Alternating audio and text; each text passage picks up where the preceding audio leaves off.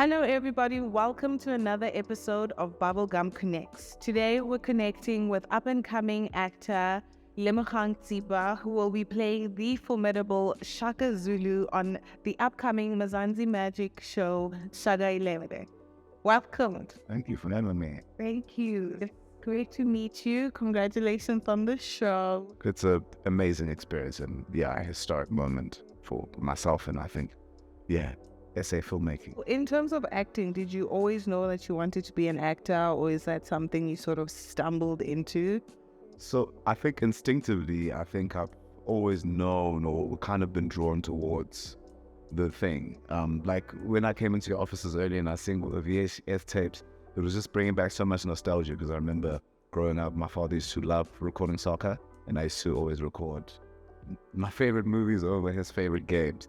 And that was kind of like our thing. But I've since then fallen in love with cinema and just the idea of storytelling. And I was fortunate to find out that it's a career path and pursued it. Yeah, here we are. Did you audition for the role, or did someone call you up and say, this one is Shaka? I wish they called. It's still a dream of mine for one day for that to happen, but it was like every other process we auditioned. There was a few people in the audition. It was actually quite a surreal thing to walk into a room and look at everybody around you. I mean, it was a whole thing of all the different casts, but when it came particularly for the role of Shaka, I'd look around and see a whole bunch of people that look like Shaka. Like if I was cast, I'd cast you and you and you and. But we went through the processes and ended up fagging the role, which Obviously, there's the elephant in the room. Yeah. How is it, Tswana guy playing the king of Zulu? Like, how did that happen? So abantu abaningi abazi ukuthi mina ngazalwa eMpangeni ngakhula khona. So I always make an analogy, like an arbitrary one. If I was born in America or China, people would consider me Chinese or Zulu, but I was literally born and raised in KZN, but it's still a paradox in that sense. But culturally, it's the only reality I kind of know. All my friends growing up, everybody, even like to the point my parents moved there before we were born and went to college there, so they're extremely fluent. Like when I speak to my Tswana mother, we speak in Zulu, only when she's shouting at Tswana come out. But that's kind of the secret behind how So it didn't feel like you were trying to get into a culture, into a language that isn't your own. You just fit right in. Not really, because for me it's those, that's my family. Those are my big brothers and sisters, the people that I grew up, like my aunts and uncles in inverted commas, in and around me, and the people who raised me are all Zulu, so I feel Zulu. Zulu is possible. I don't. How did you prepare for the role? Are you like a method actor? Did you like sleep in the bush to prepare? Like Ran kilometers calls. No. For me, method acting, it's got its people. For me, I don't think it would do well for my psychological state. To just completely immerse myself. But I jump in and out. It's like trying to swim on a cold day. Yeah. You can still learn to swim, but I don't spend hours in the pool. I try to dabble into the character, understand what it needs, and then jump in and out. But for preparation specifically for this, the first thing was gym. I was like, okay, well, I know they'll ask to take our shirts off at some point, and if I'm not on point in that department, I've already, I've put myself a couple of steps behind. So it was the gym thing, and then once scripts and stuff came through, it's just really trying to sharpen the language, because the Zulu we also use there is the contemporary language that we use now. We try to keep it as dated and period as possible. So I always say also, if it was English, it would have been like the Shakespeare era. We'd have thou art in the, as opposed to the normal colloquial way of speaking. So it was really just trying to understand that. Unfortunately, I've got a few people that I know, like one of my best friend's mothers is actually one of the people that wrote the Zulu dictionary and continues to like create words and all that. So just sitting with older people like that and just get an understanding of the language and how sonically it works if you're pushing it in a period, kind of. There's a lot of battle scenes, obviously. Shaka Zulu.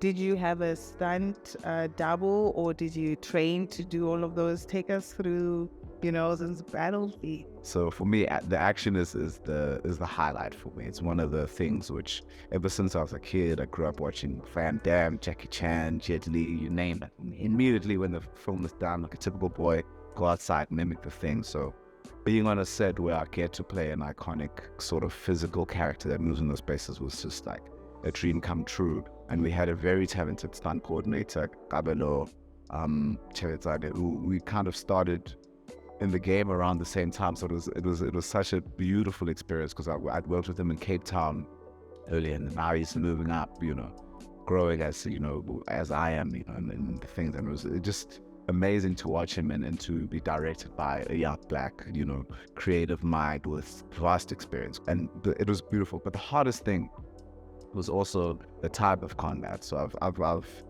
upskilled myself in certain combat things, doing like MMA, boxing, whatever, for the years, just to make sure that I can move correctly in those spaces. But having a spear and a shield is different. It's not the same as boxing. So having to adapt that element of combat and trying to make it look cinematic and stuff.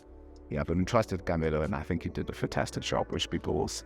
What can we sort of expect from you besides a season 2, hopefully? Where do you want to go from here? From here, I've got a lot of music I've been working on. A lot of people don't know I've been a musician much longer than I've been an actor. I think about like 7 years. Music has 7 years in acting. But yeah, I'm dropping. I've been recording. I had a call of 100 songs to record. So right now I have 6 EPs done. I just have to finish up an album, and then we shoot visuals, and then y'all getting a lot of content. So, like, in terms of career goals, would it be more to just be a musician and an actor, or do you think you'll lean towards one as you grow? And I never know. Hopefully I'll be able to do both and balance both. I mean, there's great examples of people that have done it successfully, from your, internationally speaking, your Childish Gambinos, your Jamie Foxx's, Eddie Murphys, etc. So it is a possibility to do both, and I see myself being able to do it, but we'll see what life holds. Maybe I'll quit acting and be a musician, or music doesn't work out and I stick to the acting thing, So we'll let the audience decide that one, but for me, I'm passionate about both and really want to push. What is your vision for the South African entertainment industry? Where would you like us to go after seeing that a show of this high quality is possible? I think if we continue to create works like this that are ambitious, that push everybody was pushed to their limit, every department. There was nobody that could rest on their laurels in this job, from wardrobe to art department to even us actors. We were with higher levels of Zulu. So I think really as artists, our responsibility is to push the boundaries. So if we can learn from this and continue in whatever our capacity is to make sure that we're working at the edge of our limit, and to just encourage growth as much as possible. So in every sector, man, from music to acting to even sports, every way that's part of the entertainment fabric is to just keep pushing. I love that. And if there's a young aspiring actor, a young kid who's thinking maybe not, what is your advice to them? Man, it's very hard to advise, but I'd say number one, we live in a very different era now where we've got ability and access, and an ability and access to an audience, ability to create content and access to an audience. So if you're really serious and passionate about this thing, create your content, put it out there, and as time goes, you'll grow. Everybody, Martin Scorsese's first film, I'm sure, was terrible, and he grew, and so don't be afraid to make mistakes. Don't be afraid to shoot a film on your phone, and get the music from free whatever things on YouTube, and piece it together, but just be active and do it, because so many people have the access to do it that talent alone is not going to get you there. So you need to be able to recognize. Thank you so much for joining us today. It was lovely speaking to you. Thank you for watching another episode of Bubblegum Connects. Please be sure to subscribe, like, and share this video. Shaka iLembe comes out 18th of June on Mzanzi Magic. See you next time.